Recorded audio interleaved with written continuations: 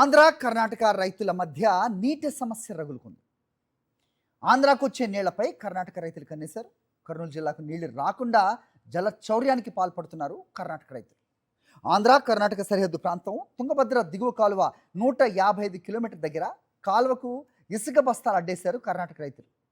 కర్ణాటక రైతుల జల చౌర్యాన్ని అడ్డుకునే ప్రయత్నం చేశారు ఆంధ్ర అన్నదాతలు. ఆంధ్ర కర్ణాటక రైతుల గొడవ జరిగే ప్రదేశానికి చేరుకున్నారు కన్నడ రైతులు. ఆంధ్ర రైతులకు అన్యాయం జరుగుతోందని చోద్యం చూస్తోంది కూటమి సర్కార్.